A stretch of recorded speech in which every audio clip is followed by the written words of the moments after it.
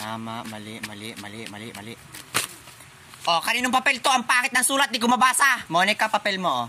Tubloy, bakit naman ganda yung pagkakacheck mo sa papel ko yan yung hahaba? May bulati ka ba sa utak? Oh, kaninong papel to? Tatanga-tanga, walang pangalan. Hoy, kasi yung nag-check ng papel ko, bakit ang baba na score ko, ha?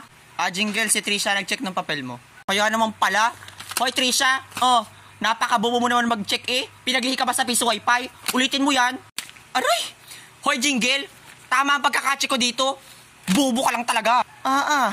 Para namang kinahig ng manok yung papel mo, Wakin, ay. Gusot. O, ayun yung papel mo. Galing ba yung gira? Wala ko mahanap na papel eh. Saka okay lang yan. Ikaw naman nag-check eh. Ilan ka, Wakin? 3/40, tol. 5/40 ako, tol. Bubo mo. Hoy, Turjang, bagsak ka. Totoo? Ilan? 11/40?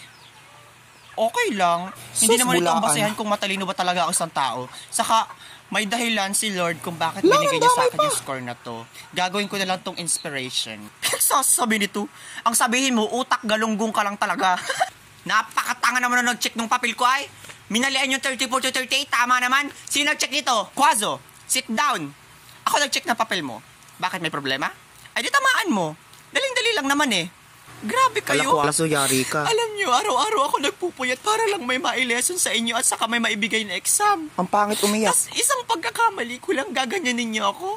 Yan, dali ka. 10 klase ang handle ko sa isang araw. Tapos checkan ko yung mga activity niyo kinakabihan. Quazo! To the principal's office now!